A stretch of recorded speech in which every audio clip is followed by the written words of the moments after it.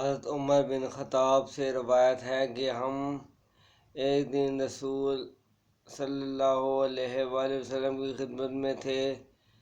اس حدیث کی ایک دوسری روایت سے معلوم ہوتا ہے کہ اس مجلس مبارکہ میں صحابہ کرام کا ایک مجموعہ تھا اور ان سے خطاب فرماتے تھے کہ اچانک ایک شخص نمودار ہوا جس کے کپڑے نہایت سفید اور بال بہت ہی زیادہ سیاہ تھے، اور اس شخص پر سفر کا کوئی اثار بھی معلوم نہیں ہوتا تھا، جس سے خیال ہوتا تھا کہ یہ کوئی بیرونی شخص نہیں، اور اسی کے ساتھ یہ بات بھی تھی کہ ہم میں سے کوئی شخص اس نوبارد کو پہچانتا نہ تھا۔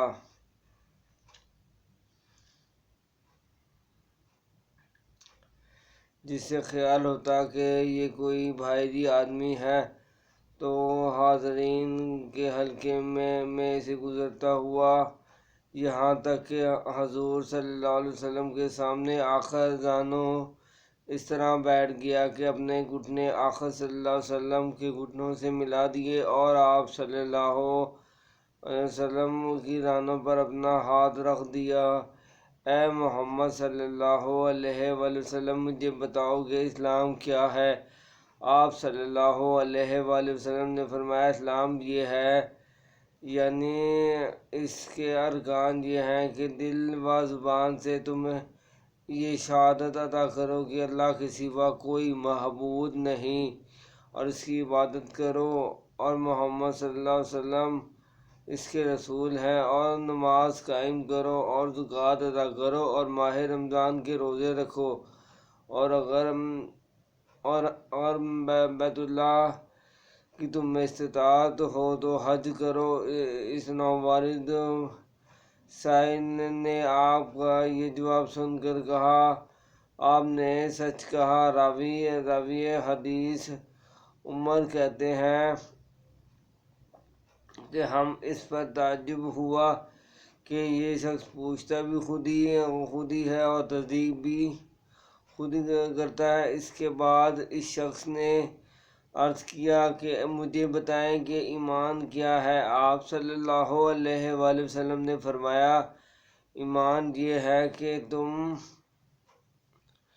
اللہ کو اور اس کے فرشتوں کو اور اس کی کتابوں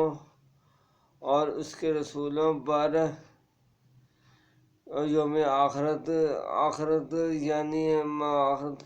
کو حق جانو اور حق مانو، اور خیر اور شر کی تقدیر کو بھی جو بھی حق جانو اور حق مانو۔ یہ سن کر اس نے کہا، آپ صلی اللہ علیہ وآلہ وسلم آپ نے سچ کہا۔ اس کے بعد اس شخص نے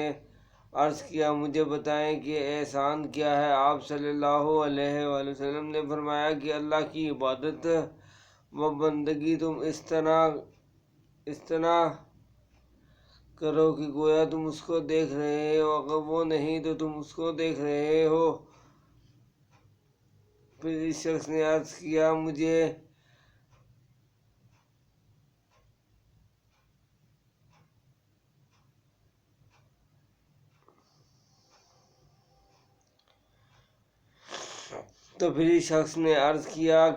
قیامت کے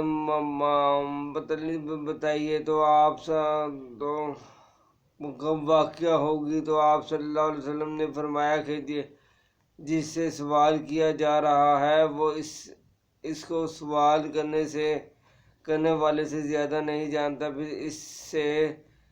اس نے عرض کیا کہ تو مجھے اس کی نشانیاں ہی بتائیں۔ آپ صلی اللہ علیہ وآلہ وسلم نے فرمایا، اس کی ایک نشانی تو یہ ہے کہ لونڈی اپنی مالکہ اور آقا کو جنے گی، اور دوسری نشانی یہ ہے کہ تم دیکھو گے کہ جن کے پاؤں میں جوتا اور تن پر کپڑا نہیں ہے وہ چوتھی دست اور بکریاں چرانے والے ہیں، اور بڑی بڑی عمارتیں بنانے لگیں گے، اور اس میں ایک دوسرے پر بازی لے جانے کی کوشش کریں گے۔ جب حضرت عمر